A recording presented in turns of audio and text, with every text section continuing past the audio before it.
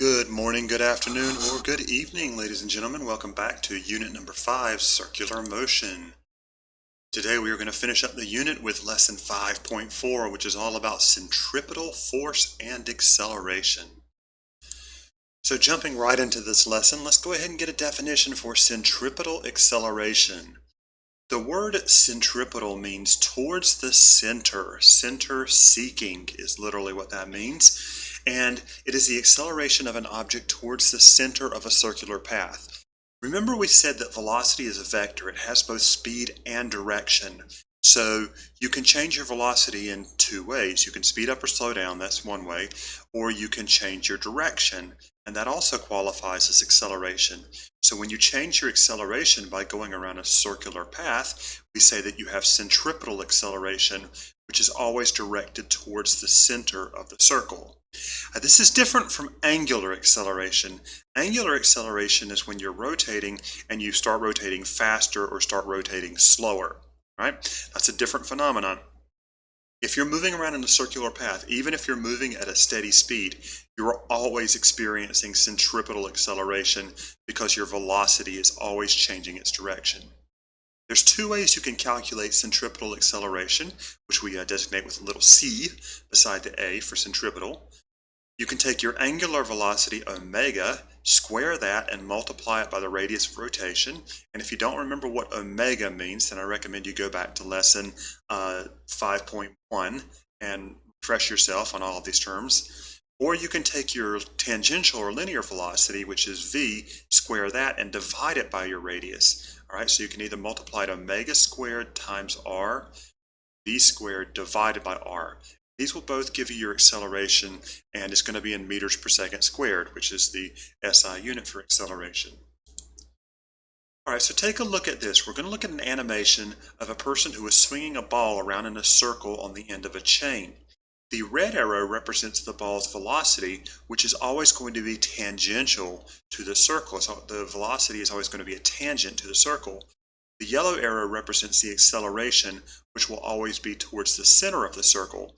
So as the ball moves, its velocity is constantly changing its direction, with the acceleration always pointing towards the center of the circle. And that's what we call centripetal acceleration. Remember, centripetal means center seeking, towards the center. So let's take a look at this skill practice question. It says to calculate the centripetal acceleration if a car goes around a curve the radius of 20.0 meters at a speed or a velocity of 10.0 meters per second. All right, so we will use the formula for centripetal acceleration. AC is equal to, now in this case we were given the car's tangential velocity, and we know that this is the tangential velocity because it was given in meters per second.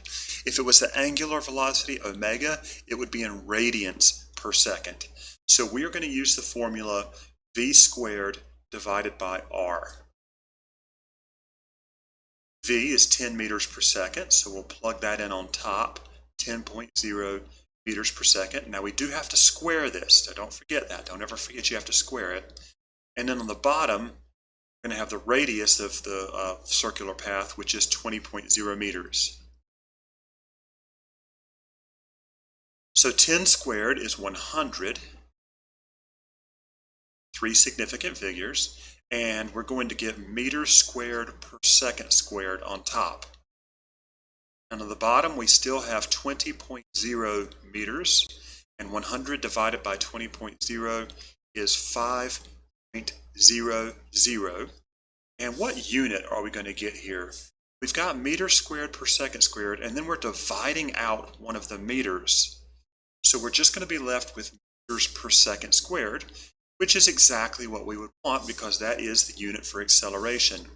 So this car is accelerating towards the center of the circular path at 5.00 meters per second squared. If you are riding in this car, you would feel as if your body was being flung outward towards the outer edge of the path because of inertia, but the car itself would be accelerating towards the inner, towards the inside or the center of the circle. It says a child is riding on a merry-go-round 1.5 meters from the center. If the merry-go-round completes one revolution every 4.0 seconds, what is the child's centripetal acceleration? All right, so we're not given the angular velocity in terms of radians per second. We're given it in terms of one revolution every 0 seconds. So the first thing we have to do is convert that into radians per second. So say that omega is equal to one revolution every 4.0 seconds. And then to convert that into radians per second, we're going to bring down revolutions, put radians on top. We want radians to be over seconds. And you'll remember that one revolution is equal to 2 pi radians. So when we do the multiplication, we're going to wind up having revolutions cancel out. So there they go, bye-bye. And we're left with radians on top of seconds. We're going to get 2 pi radians divided by 4.0 seconds. And if you punch that into your trusty calculator, round to 2 significant figures, you're going to get 1.6 radians per second. So that is the child's angular velocity as the child rides around and around on the merry-go-round. And now we need to figure out their centripetal acceleration. Well, since we have omega here in radians per second instead of v in meters per second, we'll use the formula AC is equal to omega squared times r. Omega we just figured out was 1.6 radians per second. Square that number, and then we will multiply that by the radius, which is 1.5 meters. All right, and so we do the math. Punch this into your trusty calculator. Don't forget to square 1.6 and then multiply by 1.5. You're going to get 3.8. Now, what unit should we expect here? Well, radians is really a dimensionless unit. I mean, we write it down just to sort of indicate that we're dealing with angular velocity, but it doesn't really have a dimension. It doesn't really factor into the final unit, so we can kind of imagine that it's not even there. So we're going to get seconds squared on the bottom, and we'll get meters on top, meters per second squared, which is, again, exactly what we would expect if we were solving for acceleration. Got to put a rectangle around my answer last time. Shame on me. You may have seen in movies or science fiction TV shows, they have space stations that are spinning around, big ring-shaped space stations. The idea here is that by spinning the space station, you can create a sort of artificial gravity where everybody will feel like they're being flung towards the outside of the space station so they can stand with their feet pressed against the outer wall of the station. So imagine that you wanted to build a space station like that. We currently don't have anything like that, but imagine that you did, and the space station was going to have a radius of 150 meters. That's a pretty big space station. How many times must the station rotate in 1 minute to simulate 1/3 of Earth's gravity? So in other words, you want the centripetal acceleration at the outer edge of the space station to be equal to 1/3 of Earth's gravity, which I hope you have not forgotten is 9.81 meters per second squared. So the first thing we're going to do is figure out, well, what is 1/3 of 9.81 meters per second squared? That's not a difficult calculation. Punch that in, you should get 3.27 meters per second squared. So we want the centripetal acceleration of our space station to be 3.27 meters per second squared. And we're looking at how many times it has to rotate per minute. So that's going to be a measurement of angular velocity. So we're going to use the formula AC is equal to omega squared. It's a weird looking omega, but okay, we'll go with it, multiplied by R. All right, plug in the numbers that we know. We know that the desired centripetal acceleration is 3.27 meters per second squared. We do not know what omega is. That's what we're trying to find out. But we know that the radius of the station is 150 meters. So we will divide both sides by 150 meters. 3.27 divided by 150 gives us 0.0218. Now, what unit would we expect? Well, if we take meters per second squared and we divide out meters, then we're just going to be left with something per second squared.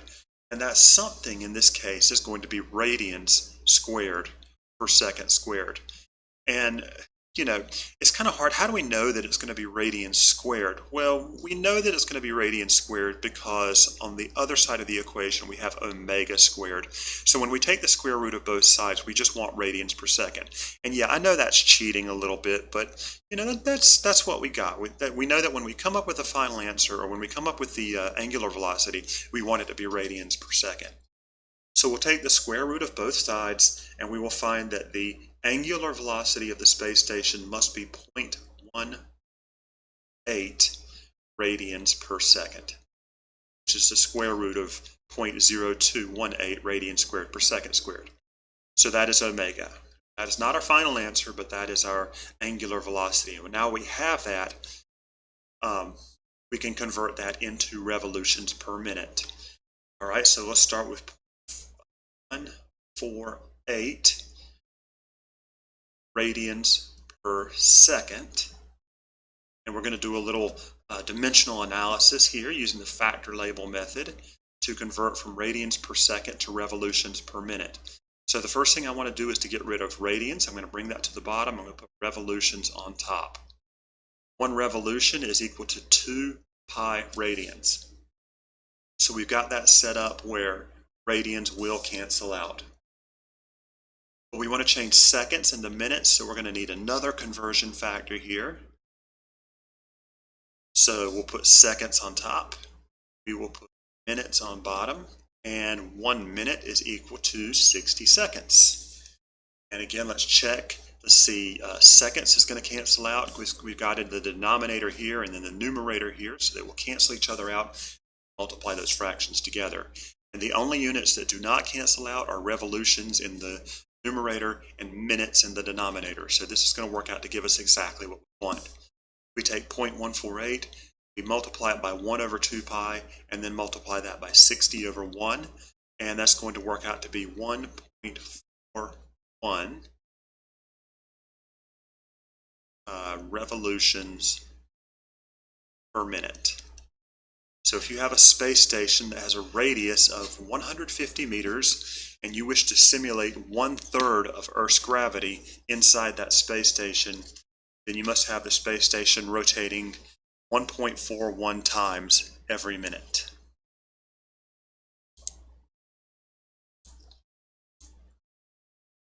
The next thing we want to talk about is centripetal force.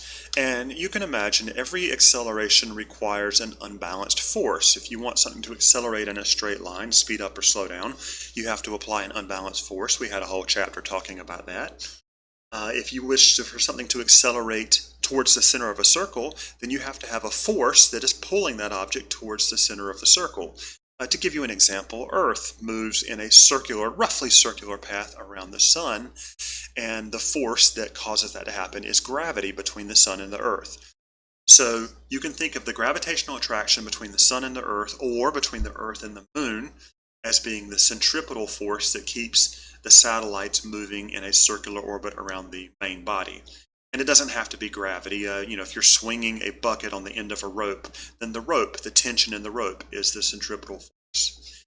Now, if you'll remember from Newton's second law, net force is equal to mass times acceleration. So centripetal force is equal to mass times centripetal acceleration. Makes perfect sense. So we can take the two formulas that we learned for centripetal acceleration and just multiply them by mass. So centripetal force is either mass times omega squared times radius, or mass times v squared divided by radius. And again, remember the centripetal force must always be directed towards the center of rotation. It must be directed in the same direction as the centripetal acceleration. A child is swinging a bucket around his head in a horizontal circle with a radius of 0.720 meters. The mass of the bucket is 2.00 kilograms. If the rope breaks when the tension exceeds 100 newtons, calculate the maximum safe speed of the bucket. In other words, how fast can the bucket be moving in a circular path before the rope will break because the centripetal force required to keep the bucket moving in a circular path exceeds 100 newtons.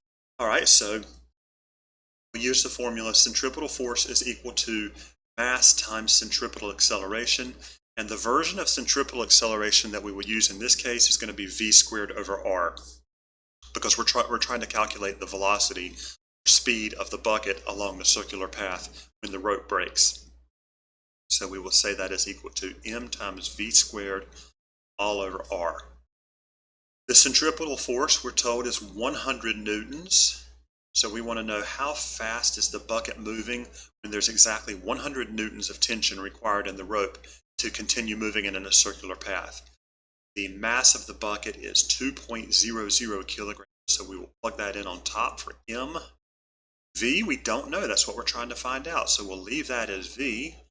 And then the r, the radius of rotation, is going to be 0.720 meters. All right, so to solve this problem, first of all, we are going to multiply both sides by meters. So 0.720 times 100, that math is not too difficult. We're going to have 72.0. And for units, we'll just say newtons times meters. Now, you might think, oh, that's the same unit as torque. But this is not a torque that we've calculated because the direction of the force is actually in the same direction as the radius of rotation. It's directed towards the center of the radius of rotation. So if this were a torque, the force would have to be in perpendicular to the radius of rotation. So it's just a coincidence that the units happen to be the same. Now on the right hand side, we are left with 2.00 kilograms times v squared. And now, so we'll divide both sides by 2.00, and 72 divided by 2 is going to be 36.0. What unit do you get when you take newtons times meters divided by kilograms? Well, remember that a newton is equal to a kilogram times a meter per second squared. So a newton times a meter is going to be equal to a kilogram times a meter squared per second squared. We've just multiplied in another meter, and now we're dividing out the kilograms. We're going to go ahead and cancel those kilograms out. So we're going to be left with meters squared per second squared. So 72.0 Newton meters divided by 2.00 kilograms is going to leave us with 36.0 meters squared per second squared. And another way that you would sort of know that that's what the unit should be, because on the other side you have v squared. So whatever unit you have here should be a unit for velocity squared, and that's exactly what it is. So we take the square root of both sides. Hopefully you will not need a calculator to know that the square root of 36 is 6. We get 3 significant figures, so it's 6.00. The square root of meters squared per second squared is just meters per second squared. That's a oops on my part. And then on the right hand side we have v. So there you have it. If the bucket moves any faster than 6 meters per second, then the rope will not be strong enough to continue moving the bucket in a circular path. The rope will snap and the bucket will go flying off in a straight line at 6.00 meters per second.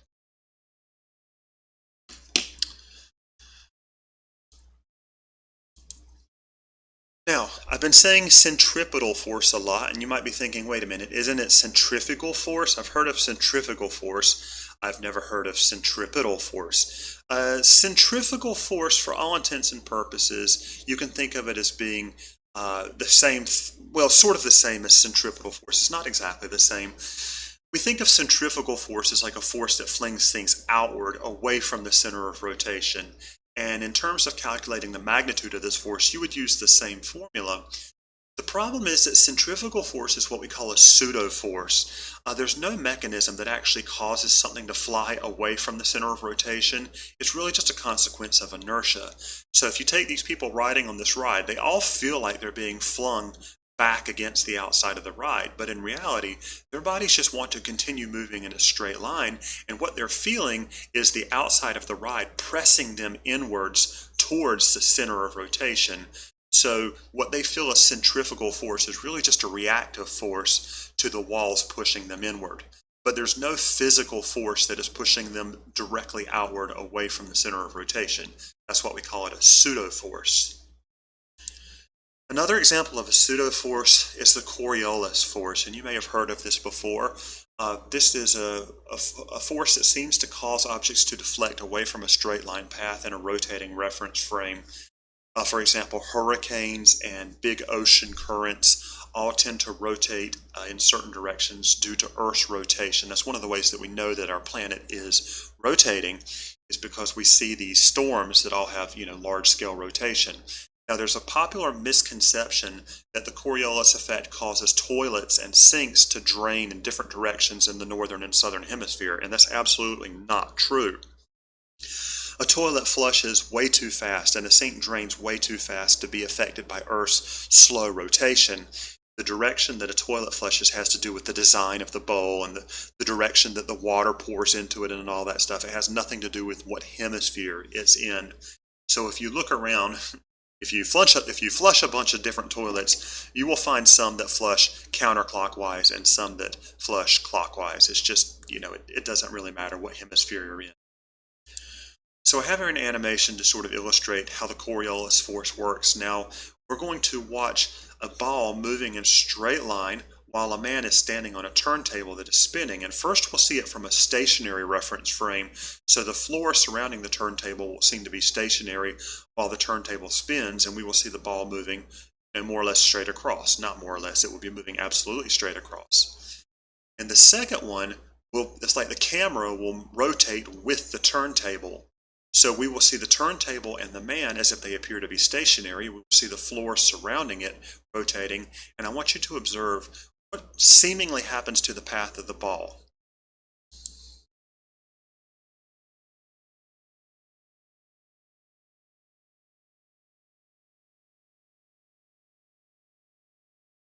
Alright, so let's observe that again.